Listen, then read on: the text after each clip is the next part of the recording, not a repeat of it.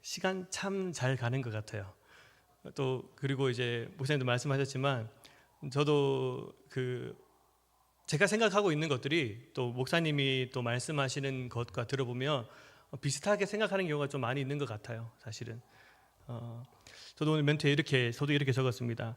시간 참 잘 간다. 벌써 부임한 지가 6개월이 되었습니다.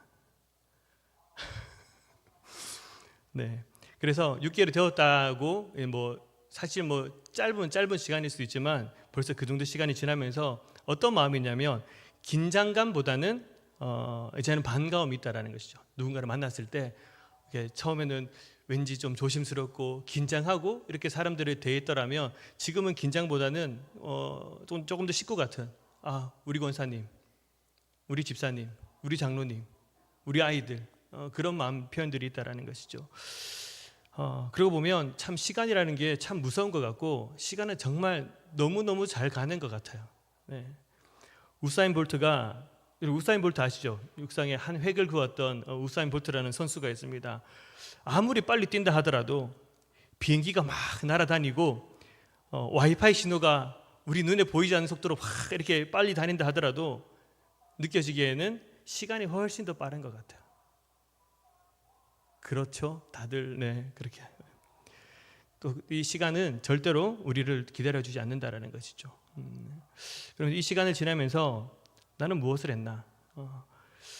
지나온 시간을 되돌아볼 때 참 잘했다 싶은 것은 무엇이며 이건 하지 말았어야지 하는 것은 무엇이 있는가? 저 스스로에게 질문을 해봅니다. 너는 잘한 게 무엇이 있느냐? 저는 그 질문에 대한 답을 찬양으로 고백을 했었습니다. 나의 평생에 가장 복된 일은 예수님을 만난 것이고 가장 잘한 것은 예수님을 섬긴 것이다. 그 고백으로 참 잘했다 싶은 것이 평강교회에 부임을 한 것이다. 네, 아멘 안 하시면 아멘을 좀 쉽게 부탁드리려고 했었는데 감사합니다.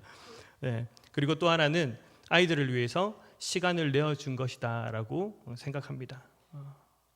저는 그렇게 생각해요. 제가 아이들과 같이 놀고 호흡하는 것이 제 힘으로, 제 인격으로, 제 성품으로 가능했는가? 라고 했을 때 오해하지 마시고 정말 이렇게 아이들과 같이 호흡할 수 있었을까 했을 때 저는 하지 못했을까라고 고백합니다. 오직 하나님께서 그 마음을 저에게 부어주셨기 때문이며 하나님께서 저에게 사랑을 허락해 주셨기 때문에 그 사랑에 감사하며 순종하며 아이들에게 사랑을 전하고자 하나님의 사랑을 전하고자 씨를 뿌리고 또 뿌리고자 하고 있습니다. 씨를 뿌렸습니다. 씨를 뿌리고 있습니다. 그러면 기대가 가득할까요? 여러분 꼭 그렇지만은 않습니다. 씨를 뿌릴 때 물론 농부가 씨를 뿌릴 때 기대하지만 기대만 있는 것이 아니라 걱정도 함께 됩니다. 정말 잘 자라날 수 있을까? 내가 괜히 이런 것을 하는 것은 아닐까? 괜히 일을 벌여가지고 괜히 하는 것은 아닐까? 어쩌면 이 모든 것들이 나를 위해서 하는 것은 아닐까라는 그런 이런저런 생각들을 하게 됩니다. 그럼에도 또 마음을 주시기로는 그때마다 하나님께서 마음을 주시기로는 내 마음으로 내 힘으로 할 수 있는 것이 아니다라는 그런 마음을 주신다라는 거죠. 그러면서 그 마음을 주실 때마다 또 다짐하고 또 고백을 합니다. 주님이 내게 그 마음을 주신다면 계속 부어주신다면 제가 끝까지 순종하겠습니다. 씨를 뿌리겠습니다. 주님 끊임없이 제게 아버지 하나님의 마음을 허락하여 주시옵소서라고 기도합니다. 어쨌든 감사하게 아이들이 교회에 옵니다. 우리 지난 목요일에는 제가 여러 가지 마음에서 다 말씀드리기 힘들고 지난 목요일에는 우리 아이들과 함께 영천 임고 강변이라고 캠핑도 다녀왔습니다. 그리고 목금토가 연휴였잖아요, 그죠? 연휴가 아니라 그 학교 학생들은 재량 휴일이 있어가지고 연휴처럼 있었습니다. 아이들이 목요일에 갔다 왔는데 그 다음 날 이렇게 인사하는 거예요. 내일 만나요 하는 거예요. 내일 왜 만나는데? 내일 아침에는 오지 말거라. 아침에는 좀 쉬고 점심 먹고 오후에 와라. 오전부터 사실 왔어요. 보냈다가 밥 먹고 오후에 와 해서 오후에 와서 아이들하고 또 시간을 가졌습니다. 아이들이 모이면 첫 번째로 시끄럽습니다. 네, 손이 많이 가요. 진짜 손이 많이 가. 신경이 항상 쓰이고 있습니다. 그리고 교회가 어떻게 되냐면 더러워져요. 지저분해져요. 제가 제일 죄송할 때가 우리 권사님 집사님 토요일날 오셔가지고 청소를, 금요일날 오셔서 청소를 다 해놓으셨습니다. 그럼 토요일날 아이들이 와가지고 다 어지럽혀요. 그러면 제 마음이 좀 어려울 때가 있습니다. 그런데 참 감사한 것은 그렇게 시끄러운 소리에도 불구하고 우리 어른들이 하시는 말씀이 아이들 소리가 있어서 참 좋다. 제가 권사님한테 권사님 아이들이 놀다 보니까 쓰레기가 많이 나와요. 힘드시죠?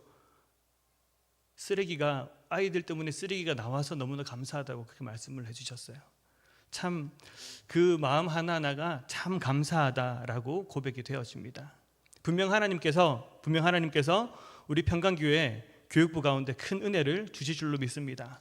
오직 씨앗 대신 생명 대신 그리스도로 말미암아 30배, 60배, 100배의 열매가 맺히기를 간절히 소망하고, 또 맡겨진 자들이, 그 씨앗을 뿌리는 자들이 잘 뿌릴 수 있도록, 또 잘 자라날 수 있도록 많은 기도와 응원과 격려를 부탁드립니다.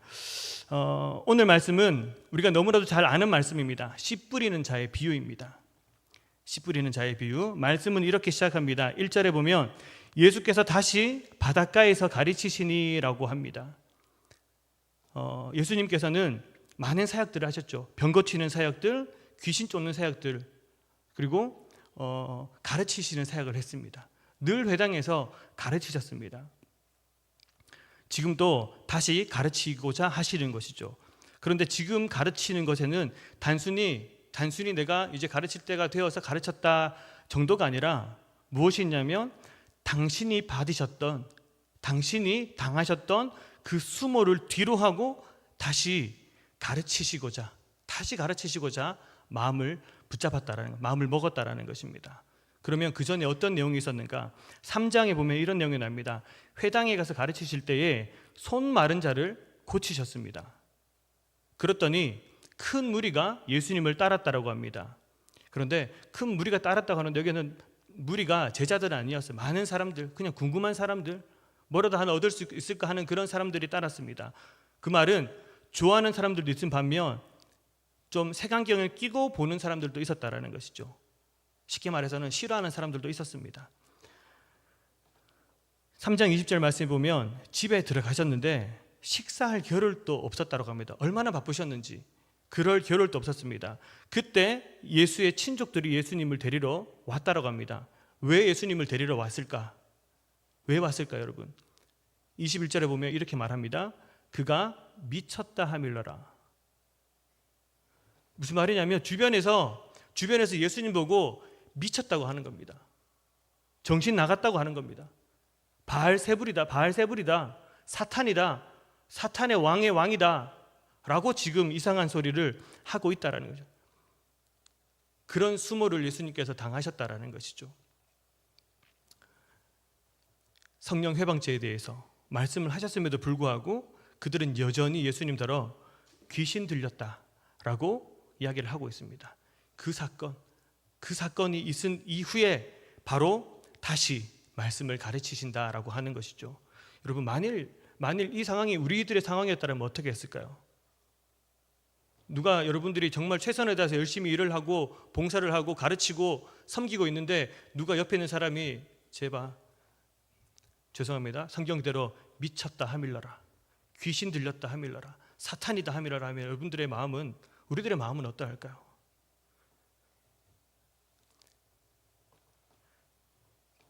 죄송한 표현입니다만 더러워서 못 해먹겠네 하지 않았을까요? 아닌 것처럼 표정은 짓지 마시고, 그러면 어쩌면 이렇게 생각할 수도 있습니다. 지금은 아닌 것 같다. 지금 내가 이 상태로는 다시 가르치는 일을 할 수가 없다. 내가 지금 멘붕에 나갔고 소위 멘탈이 너무 흔들려서 지금은 조금 쉬어야 되겠다. 누구도 만나기 싫고 대화하기도 싫고 다 물러가고 나는 조용한 곳에 가서 좀 쉬다가 다시 오겠다라고 할 수도 있을 것입니다. 그런데 여전히 예수님은 그럼에도 불구하고 가르치신다라는 것이죠. 자신의 기분과 그런 상황 때문에 태도를 행하지 않았다라는 것이죠. 내가 기분 나쁘다고, 내게 어떤 일이 있다고 자신이 하는 사역에 대해서 그만두거나 이상하게 반응하거나 화를 내거나 다그치거나 그렇게 하지 않았다라는 것입니다. 다시 모여드는 큰 무리들을 향해서 마음을 다해 하나님의 나라를 가르쳐 주셨습니다. 그 가르침은 십자가의 수모를 다 겪으시고 그럼에도 불구하고 우리를 사랑함으로 가르쳐 주신다라는 것이죠. 그가 그런 수모를 뒤로하고 그런 십자가의 수모를 당했음에도 불구하고 그가 우리에게 씨를 뿌려주셨기 때문에 그들은 들을 수 있었던 것이고 오늘 우리가 그 말씀을 들을 수 있는 것입니다. 우리가 이렇게 하나님의 말씀 앞에 서서 이 예배 시간에 하나님의 말씀을 들을 수 있는 것은 결국 그분의 십자가 수모, 그분이 그 십자가의 수모를 다 담당해 주셨기 때문에 그분이 사랑이 있기 때문에 우리가 이 자리에서 예배할 수 있다라는 것입니다. 그러면 우리는 어떻게 해야 하는가? 그런 십자가의 수모를 담당하신 그 예수님이 계시는데 그분의 사랑 때문에 오늘 우리가 여기 있는데 그러면 우리는 하나님 앞에 어떻게 하겠냐라는 것이죠. 적당히 예배할 수 있을까요? 우리는 마음을 다해 예배해야 됩니다. 우리 힘을 다해 예배해야 됩니다. 조금 더 겸손하게 예배해야 됩니다. 그것이 우리 마땅한 의무이자 책임일 것입니다. 그래서 오늘 말씀 앞에 설 때에 누가 잘하는지 이런 거 보지 않기를 바라고 오직 이 말씀 안에 누가 있는지 이 말씀 속에 무엇이 있는지 그리스도의 그 십자가 우리를 위해 수모를 당하신 그 사랑이 있음을 감사함으로 깨닫고 주님을 예배할 수 있는 저와 여러분들이 될 수 있기를 축복합니다. 그렇게 다시 가르쳐 주시는데 그 말씀이 바로 어떤 말씀이냐? 씨 뿌리는 비유입니다. 3절에 씨 뿌리는 자가 뿌리러 나가서 씨를 뿌린다라고 합니다. 씨를 뿌렸는데 당시 그 팔레스타인 지역에 씨 뿌리는 그 비유를 들어서 설명을 하십니다. 비유를 해주십니다. 4가지 땅에 떨어집니다. 첫째는 길가에 떨어집니다. 더러는 돌밭에 떨어집니다. 또 더러는 가시 떨기에 떨어집니다. 그리고 좋은 땅에 떨어져서 열매를 맺게 되는 것입니다. 여러분 이 비유를 하신 이유가 무엇일까? 이 비유의 목적이 무엇인가? 예수님은 오늘 이 씨 뿌리는 자의 비유를 넘어서서 이후의 말씀에도 끊임없이 하나님의 나라를 비유로 설명을 하고 있습니다. 그럼 결국 무엇을 알리고자 하시는가 했을 때 하나님의 나라를 가르쳐 주시기 위함입니다. 하나님의 나라. 그래서 이런 비유를 사용하셨다는 것이죠. 자, 30배, 60배, 100배 열매를 맺어야 한다. 우리의 마음을 이런 열매를 맺을 수 있도록 옥토 같은 마음이 밭이 될 수 있도록 그런 더러운 것들은 버려내고 회개하고 준비해야 된다 정도가 아니라 물론 그것도 틀리지는 않았습니다. 그런데 여기서 말하는 이 진짜 비유의 핵심은 무엇이냐면 씨를 뿌리는 자 대신 하나님이십니다. 씨를 뿌리는 자 대신 하나님이시며 그리고 이 땅에 떨어진 예수 그리스도입니다. 이 비유의 핵심은 하나님과 뿌리는 자, 하나님과 뿌려지는 씨, 예수 그리스도라는 것입니다. 밭이 아니라 씨, 우리가 아니라 바로 예수 그리스도라는 사실입니다. 당시 여러분 이스라엘에게는 희망이 있었을까요? 그들이 목숨처럼 여기고 살았던 율법 그 율법 때문에 오히려 숨이 막혔고 희망보다는 절망이 더 가득한 그런 상황이었습니다. 그때 예수님께서 말씀하시는 것이죠. 씨 뿌리는 자 대신 하나님이 씨를 뿌려주신다. 그런 척박한 상황에서 씨를 뿌려주신다. 씨 대신 예수 그리스도께서 이 땅에 떨어져 죽임을 맞이합니다. 그분이 희망 없는 절망 가득한 이 땅에 오셔서 희망이 되어주신다라는 것이죠. 그 씨로 말미암아 열매를 맺게 될 것이라는 것입니다. 오늘 말씀의 제목이 떨어지매라는 말입니다. 떨어지매라고 합니다. 이 말이 반복되어서 나옵니다. 떨어진다, 떨어지매라는 것은 헬라어로 피토라고 합니다. 뜻은 높은 곳에서 낮은 곳으로 내려가다, 집이 무너지고 성이 무너졌다 할 때 이 단어가 사용이 됩니다. 누가 떨어졌습니까? 무엇을 땅에 씨가 떨어진다라는 것이 무엇을 의미하는가? 예수 그리스도께서 하늘의 영광, 하늘 보좌를 버리시고 이 땅 위에 떨어져 주셨다라는 것입니다. 이 땅에 떨어져서 낮아져 주셨다라는 것입니다. 그분이 내 삶에 떨어져 주셨습니다. 하나님께서 예수 그리스도를 우리 가운데 그 씨를 움켜잡아서 뿌려주셨기 때문에 이 허물 많은 내 가운데 우리 위에 우리 가정 가운데 하나님의 나라가 세워지게 되었다라는 것입니다. 여기서 한 가지 더 나누고 싶은 것은 씨 뿌리는 자의 의지입니다. 씨 뿌리는 자의 의지. 그림 하나 띄워주시겠습니까? 밀레에 씨 뿌리는 자, 씨 뿌리는 자의 비유가 있습니다. 네, 저기는 나오네요. 여러분, 이 농부의 모습이 어떻습니까? 이 그림을 보게 되면 씨 뿌리는 자의 손이 크고 힘이 있습니다. 농부가 아주 근육질로 되어 있습니다. 이는 씨 뿌리는 자가 반드시 이 씨를 뿌리겠다라는 의지를 나타내어 주고 있습니다. 그런 힘과 의지가 담겨져 있는 그림이라는 것이죠. 무슨 말이냐면 씨 뿌리는데 다 열매를 맺지 못할 것입니다. 더러는 길가에 떨어져서 사탄이 와서 즉시 그 뿌려진 말씀을 걷어가기로 합니다. 돌밭에 뿌려졌을 때에 그때는 기쁨을 받았지만 그런데 돌 때문에 뿌리가 내리지 않아서 어떤 환난이나 박해, 어려움 때문에 그런 것들이 찾아오면 곧 넘어져 버리고 말라버립니다. 더러는 가시떨기에 뿌려집니다. 이들은 말씀을 잘 듣습니다. 그런데 세상의 염려에도 귀를 잘 기울입니다. 유혹을 막지 못하고 또 욕심이 들어와서 결실을 맺지 못합니다. 그런 상황입니다. 그럼에도 불구하고 농부이신 하나님은 씨하신 예수 그리스도를 떨어지게 하신다라는 것이죠. 그 척박한 땅 가운데 떨어지게 하십니다. 그리고 마침내 그 예수 그리스도 씨앗으로 말미암아서 30배, 60배, 100배 열매가 맺히게 하나님의 나라가 세워지게 하신다라는 것입니다. 농부 되신 하나님이 그렇게 작정하셨습니다. 하나님이 시작하셨습니다. 하나님이 시작하셨다라는 말은 하나님께서 인도하시는 것이고 하나님께서 그 나라를 완성시키실 것입니다. 즉 떨어지는 그 예수 그리스도를 통해서 하나님의 나라는 완성이 되어질 것입니다. 참 빛이시며 소망이신 예수님이 오셨지만 사람들은 깨닫지 못했습니다. 오히려 배척했습니다. 미쳤다고 하였습니다. 그러나 예수님은 그런 말에 신경 쓰지 않았습니다. 상관하지 않으시고 여전히 가시는 곳마다 사역을 행하시며 씨를 뿌리시고 가르치셨습니다.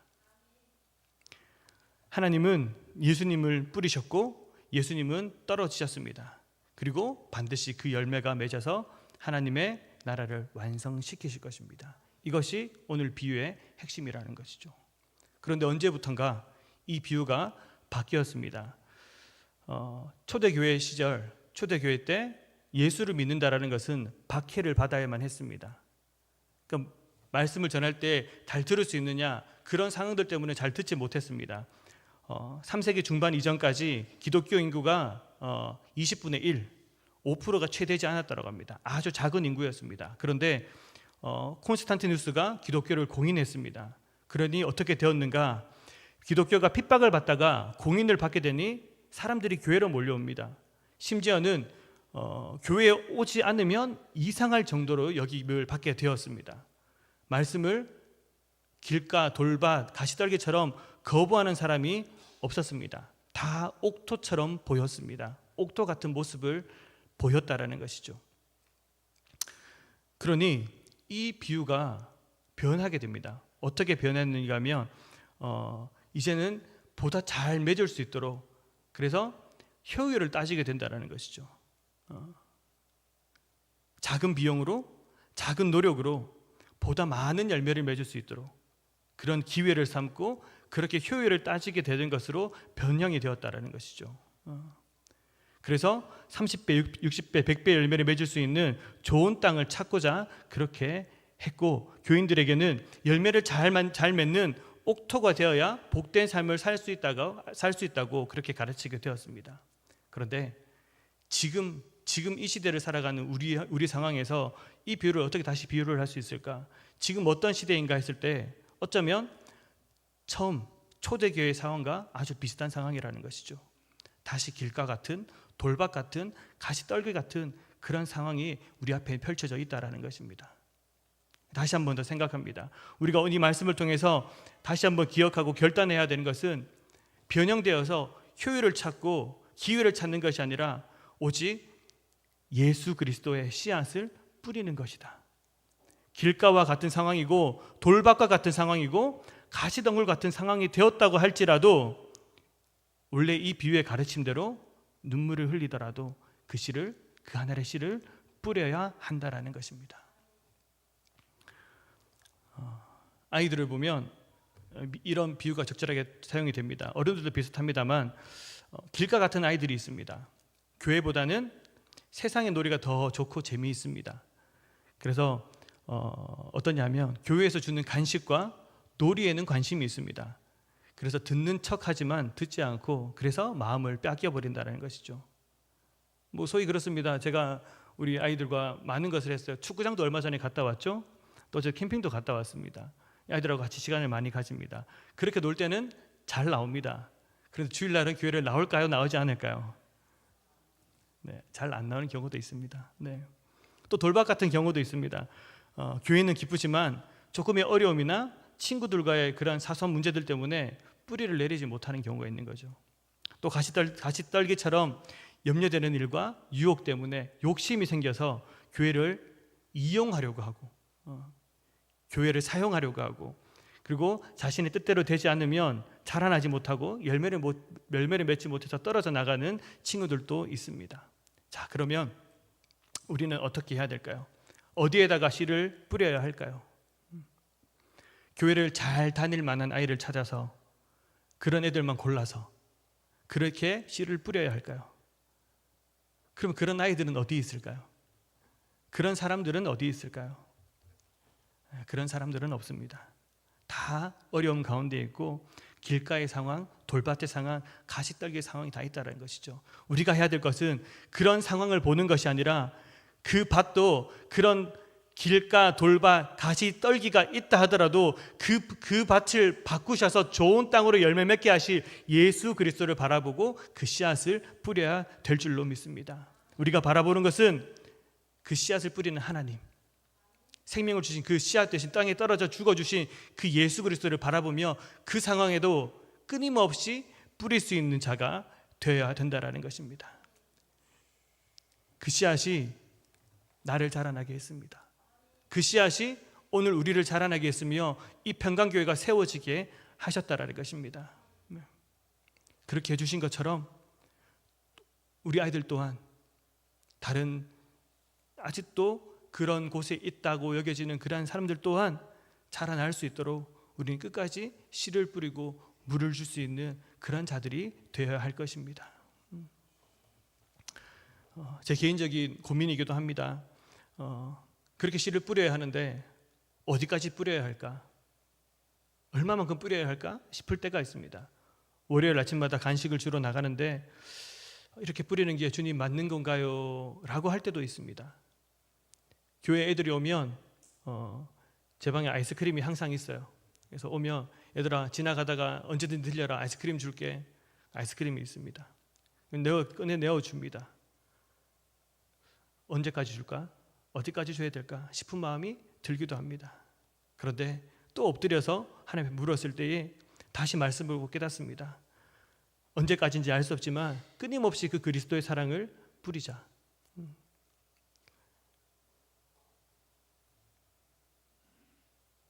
그분의 마음으로 어렵고 힘들어도 실망하지 말고 지금 단순에 내가 원하는 만큼 자라나지 않는다 하더라도 믿고 뿌려야 된다. 뿌리자.